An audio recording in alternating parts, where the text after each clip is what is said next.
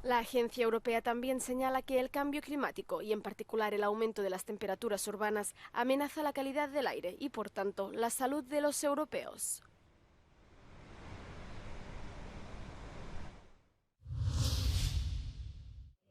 Los agricultores polacos vuelven a protestar por la importación de cereal ucraniano. Bloquearon un paso fronterizo con Ucrania para reclamar que el cereal ucraniano pueda transitar por Polonia, por estar bloqueado por Rusia el tráfico marítimo, pero no venderse en el país a un precio inferior al de los agricultores polacos. Ahora le reclaman a un gobierno que no se ha formado aún subsidios para el maíz y una bajada de los impuestos agrícolas. Aquí lo que se necesita es un pago adicional, por una sencilla razón. Este precio no es culpa de los agricultores. Es culpa del gobierno anterior por no vigilar la frontera, por no asegurar que el comercio en Polonia pueda funcionar normalmente. Los mercados agrícolas en Polonia están arruinados. Camioneros polacos llevan interrumpiendo los pasos fronterizos desde hace más de 3 semanas en protesta por lo que consideran que es competencia desleal de sus colegas ucranianos. Hasta ahora, tras varias rondas de conversaciones, Polonia, Ucrania, Unión Europea no han logrado llegar a un acuerdo.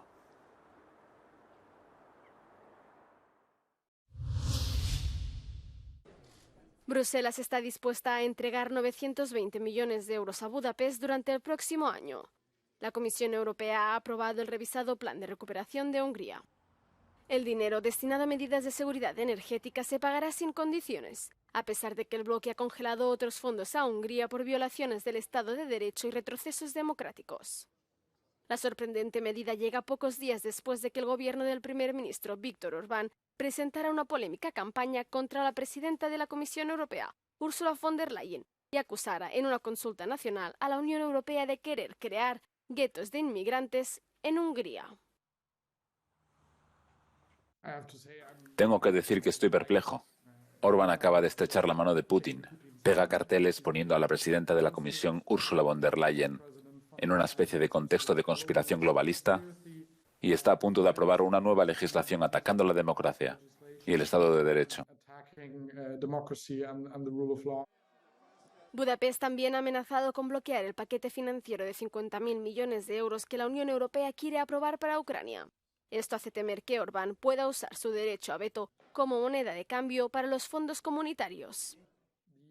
La Unión Europea no debe permitir el chantaje. Si ahora ceden ante Orbán y le dan dinero a cambio de levantar el veto, va a volver con fuerza, tan pronto como pueda, y entonces tratará de sacar cada vez más.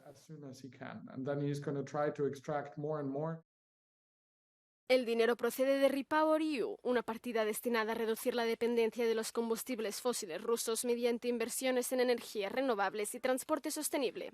Los 920 millones de euros se abonarán en 2 plazos a lo largo de los próximos 12 meses, a la espera de la aprobación de los ministros de Hacienda de la Unión Europea. Pero solo se podrán efectuar nuevos pagos si Orbán cumple con los denominados superitos de lucha contra la corrupción y mejora de la independencia del Poder Judicial húngaro, aunque la Comisión podría pedir recuperar los fondos si no los cumple. Si encontramos que ciertas cantidades, pagos regulares, no deben hacerse porque ciertos hitos y objetivos no se cumplieron, entonces la Comisión tiene la posibilidad de recuperar la respectiva cantidad de prefinanciación. Según Bruselas, Hungría ha presentado el tercer plan de recuperación verde más ambicioso del bloque, tras Luxemburgo y Dinamarca.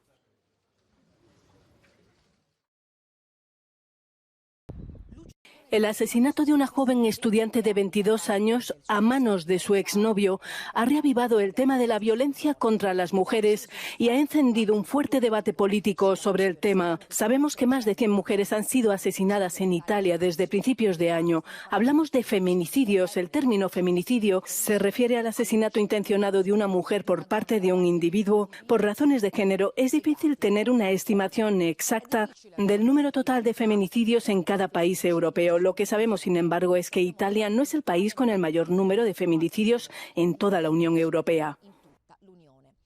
Pero este caso ha despertado la atención mediática y la opinión pública. La primera ministra, Giorgia Meloni, se ha pronunciado al respecto y el Parlamento ha aprobado recientemente una nueva ley sobre la violencia contra las mujeres. Varias manifestaciones se han organizado en todo el país y una manifestación nacional prevista para el sábado aquí en la capital, Roma. Un día en el que además se celebra el Día Internacional de la Eliminación de la Violencia contra las Mujeres. Nos reunimos con una representante de Ni Una Más, un movimiento feminista, por otra parte, principal promotor del evento del sábado. Y esto es lo que nos ha contado. Personalmente pienso que nos encontramos en un punto de inflexión, porque muchas más personas han tomado conciencia de este problema. Y pienso que mucha más gente se unirá a las luchas para poder cambiar el estado de las cosas. También encontramos 1000 proclamas electorales, sobre todo de las fuerzas políticas en el gobierno, pero luego no están haciendo nada para frenar estos feminicidios, salvo precisamente dar respuestas securitarias que, sin embargo, no sirven para nada. Porque lo que hace falta es crear una cultura, afrontar el machismo y el sexismo como parte de un sistema que nos oprime a nivel sistémico e institucional. Giorgia Orlandi, Euronews, Roma. Óscar Pistorius consigue la libertad condicional una década después de matar a su novia, Riva Steenkamp. Tras uno de los juicios más mediáticos de la historia de Sudáfrica, el exatleta olímpico fue condenado finalmente a 13 años y 5 meses de prisión por disparar 4 veces a su pareja a través de la puerta del baño de su casa en Pretoria. Pistorius siempre ha mantenido su inocencia y durante el juicio aseguró que la confundió con un ladrón. La familia de la víctima insiste en que Pistorius sigue sin mostrar verdadero remordimiento. No hay infecciones respiratorias nuevas o inusuales en China, así lo afirma la Organización Mundial de la Salud, citando a funcionarios del país asiático. La OMS pidió más información a Pekín tras recibir informaciones aparentemente alarmantes de personas aglomerándose en los hospitales e infecciones inusuales parecidas a la influenza registrándose en todo el país. Sin embargo, aunque podría asemejarse a lo ocurrido a finales de 2019, la OMS dice que no hay motivos para preocuparse por ahora. Creo que la razón por la que están viendo esto y lo atribuyen al levantamiento de las restricciones de COVID hace un año. Y esta es su primera temporada otoño-invierno. Y lo que China está experimentando en este momento es, yo creo, lo que muchos países experimentaron hace un año o 2. Así que no hay un informe de la enfermedad no diagnosticada en los niños. No es más de lo que vieron antes de la pandemia en 2018 o 2019. Así que esto es lo que se espera al comienzo de estos meses más fríos. La razón del aumento es que este es el primer otoño sin restricciones de COVID en China, que las levantó después de la mayoría de los países a partir de diciembre del año pasado y las ha ido quitando gradualmente a lo largo de 2023.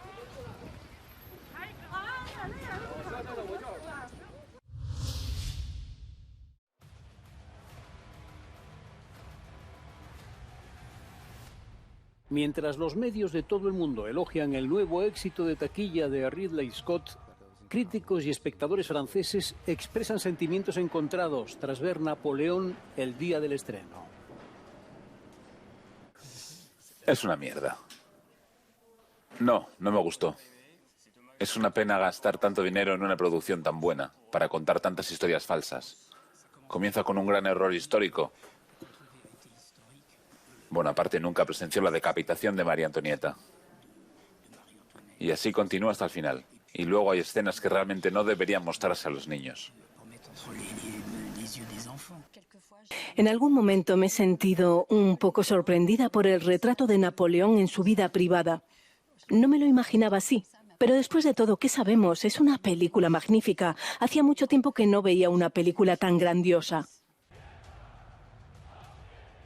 Ridley Scott, que ha rodado a los 86 años esta megaproducción, ha dicho ver a Napoleón como más que Dios, más que César, más que cualquier artista.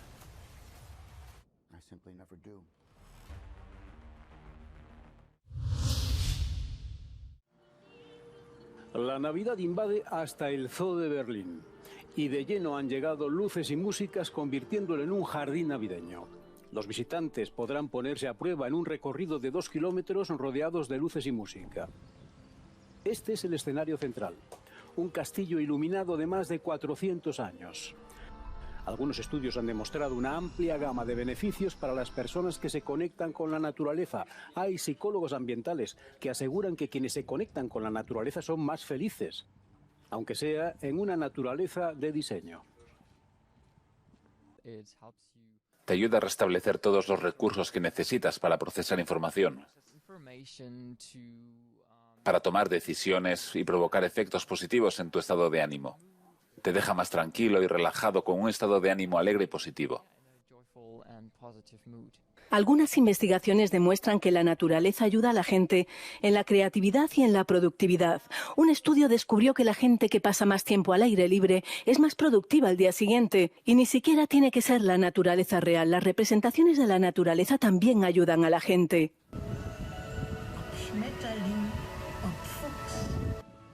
Estos beneficios podrían resultar especialmente útiles en los meses de invierno, cuando la gente tiende a quedarse en casa más tiempo. Con el cambio climático, algunos científicos aseguran que salir a ambientes naturales es más importante que nunca. Se trata de pensar en el valor que la naturaleza tiene para nosotros y de establecer una conexión entre el ser humano y la naturaleza. Tendemos a olvidar que somos fuertemente dependientes e interdependientes y que formamos parte de la naturaleza. Y ahora que en Berlín a las 4 de la tarde ya es de noche, el zoológico ofrece a la gente la oportunidad de tomárselo mejor y así iluminar hasta el año nuevo. Este jardín navideño berlinés estará abierto hasta el 14 de enero.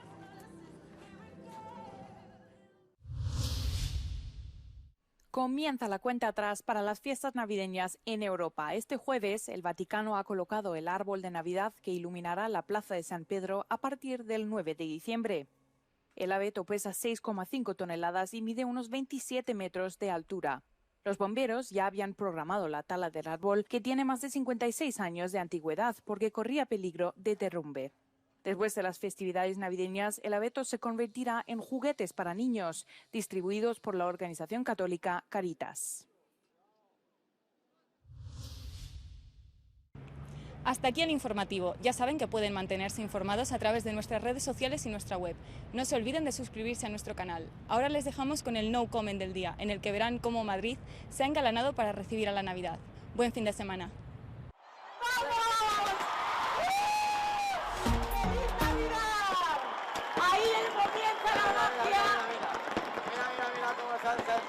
Este es nuestro árbol. ¡Feliz Navidad, Madrid!